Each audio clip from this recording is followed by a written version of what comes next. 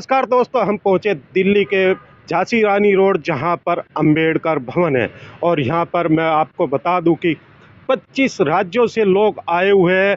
मनरेगा जो योजनाएं है उसको लेकर 2 दिन का अधिवेशन भी चला और इस अधिवेशन में जो समिति है उसने एक फैसला किया और प्रधानमंत्री हो या और भी जो भी मंत्री है उनको एक ज्ञापन भी दिया गया मनरेगा की मांगों के लिए। तो हम जानना चाहेंगे इन लोगों से क्या क्या मांगे इन्होंने रखी है और कब तक का किसको क्या टाइम दिया। जी, क्या नाम है आपका? मैं चिदानंद कश्यप, राष्ट्रीय महासचिव, अखिल भारतीय मनरेगा कर्मचारी महासंघ, नई दिल्ली। सर, 2 दिन का आपका अधिवेशन चला, अधिवेशन में क्या तय हुआ? पूरे देश के मनरेगा कर्मियों की जो समस्याएं थी उसको लेकर हमने अंबेडकर भवन दिल्ली में 2 दिवसीय अधिवेशन का आयोजन किया गया था। उसमें सर्वसम्मति से यह निर्णय लिया गया कि विगत 16 वर्षों से जो हमारे कर्मी काम कर रहे हैं उनको उनका हक उनका ग्रेड पे नहीं मिल रहा है, उनको अल्प मानदेय मिल रहा है और काम के बहुत से ऐसे इंडिकेटर तय किए गए हैं जिसको करने के बावजूद भी उनके ऊपर बहुत से स्पष्टीकरण और उनकी नौकरी को जो है टर्मिनेशन का काम किया जा रहा है। क्या लग रहा है किससे ये मांग कर रहे हैं? मैं भारत सरकार, केंद्र सरकार से यह मांग कर रहा हूं क्योंकि मनरेगा केंद्र प्रायोजित योजना है। क्योंकि आप काफ़ी सालों से मनरेगा की लड़ाई लड़ रहे मगर अभी तक मांग पूरी नहीं हुई और अब भी अगर मांग नहीं पूरी होती अधिवेशन में जो तय हुआ, आगे के कदम क्या होंगे? पूरे देश के मनरेगा कर्मी जो करीब 34 राज्यों में केंद्र शासित मिलाकर चल रहा है मनरेगा, वो सारे कर्मी अब जाग चुके हैं। वे हर हालत में अपना हक प्राप्त करने के लिए, जब हम पूरा काम कर रहे हैं तो हमारी पूरी मजदूरी हो, हमारे परिवार सुरक्षित हो, हमारा भविष्य सुरक्षित हो, नौकरी स्थायी हो, इसके लिए वो हर कदम उठाएंगे जो सरकार के लिए कील का पत्थर साबित होगा। जी जी, आप क्या कहेंगे? जी, क्या कहेंगे? मैं झारखंड से हूँ, इस्माइल अंसारी। मैं कहना चाहता हूँ सरकार से मेरी मांग ये है कि हमारी जो नौकरी है उसको पक्की की जाए। हम 16 वर्षों से काम कर रहे हैं लेकिन हमारी जो मजदूरी होनी चाहिए वो नहीं मिल रही है। कितनी मजदूरी अभी मिल रही है?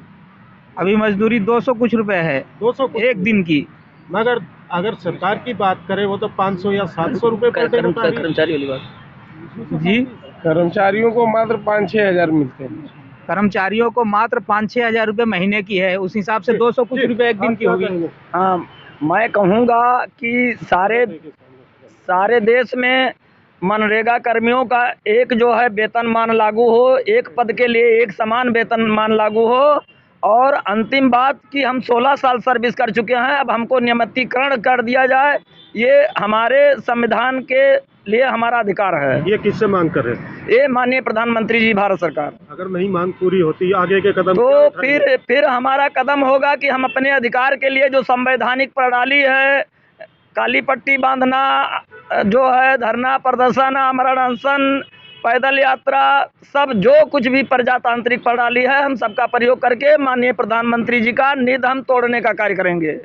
कितने लोग मनरेगा में जॉब कर रहे हैं? लगभग मनरेगा में जहां तक हमारे पास अनुमानित रिकॉर्ड है कि 3 लाख से ऊपर कर्मचारी, चूंकि मनरेगा में कई प्रकार के संविदा कर्मचारी, अधिकारी मिलाकर के टेक्निकल लोग हैं, जिसमें हमारी संख्या अनुमानित 3 लाख से ऊपर है। और हम गांव स्तर पर जुड़े हुए कर्मचारी हैं, ब्लॉक स्तर पर जुड़े कर्मचारी हैं, जिला स्तर पर जुड़े हुए कर्मचारी हैं, मगर कोई सुविधा नहीं है। कोई सुविधा नहीं। मनरेगा कितनी सैलरी होनी चाहिए आपके साथ? अब 30,000 से तो कम सैलरी एक छोटे कर्मचारी की नहीं होनी चाहिए। बाकी टेक्निकल हैं उनका और ज़्यादा होना चाहिए, ऑफिसर रैंक हैं तो उनका और ज़्यादा होना चाहिए। रैंक के आधार पर सैलरी होना चाहिए। जी जी, आप कहाँ से आए? मैं तेलंगाना से आया हूँ। क्या कहेंगे?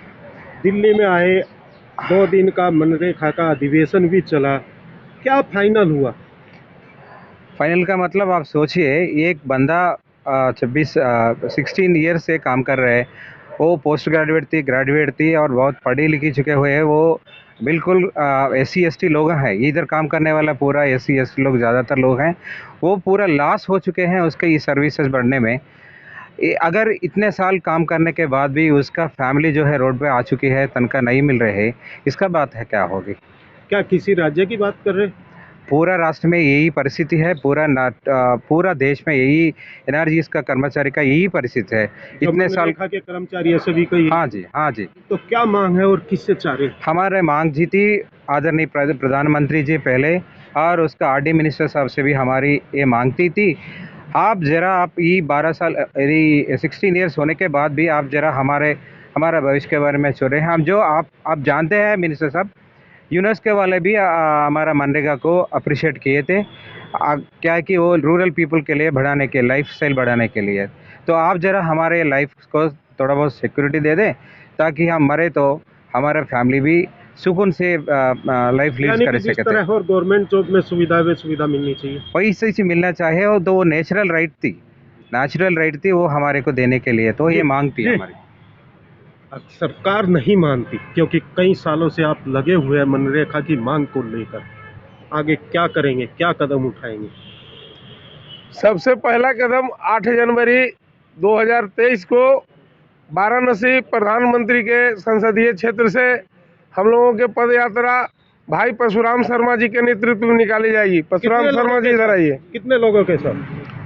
हजारों की संख्या। हाँ बिल्कुल, भाई परशुराम शर्मा जी के नेतृत्व में हजारों की संख्या में हम लोग पद यात्रा करते हुए दिल्ली में प्रधानमंत्री कार्यालय में अपना मांग पत्र देंगे प्रधानमंत्री जी को, जिससे वो समझ सके कि कितने कष्ट में हम लोग हैं।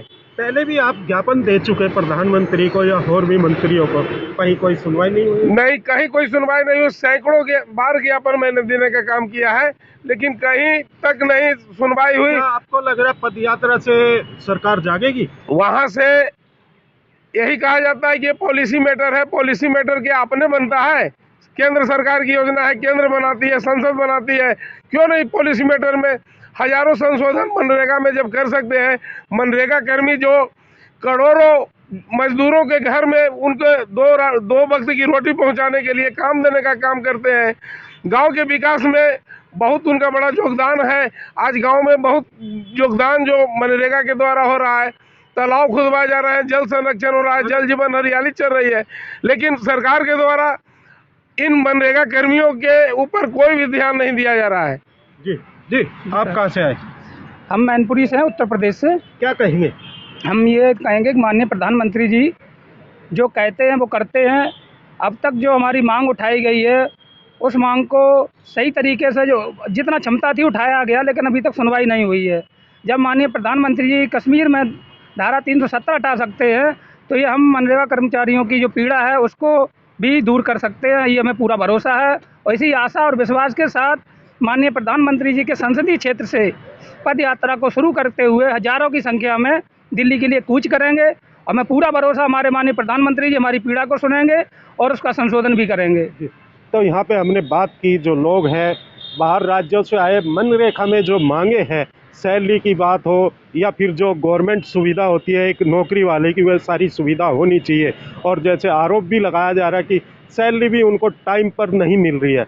अगर सरकार नहीं सुनती, जैसे इन्होंने बताया कि 8 जनवरी से प्रधानमंत्री के जो गढ़ कहा जाता है बनारस, वहाँ से पद यात्रा निकाली जाएगी और दिल्ली में प्रधानमंत्री के कार्यालय तक वो पद यात्रा निकाली जाएगी। इसके बाद अगर फिर भी नहीं सुनवाई होती तो जैसे अभी इन्होंने बताया कि अनशन हो या काली पट्टी हो, जो भी इन पे होएगा अपनी मांगों के लिए, मनरेगा के जो लोग हैं उनकी मांगों के लिए हर कुछ ये करेंगे। हर खबर से आज़ाद तोमर।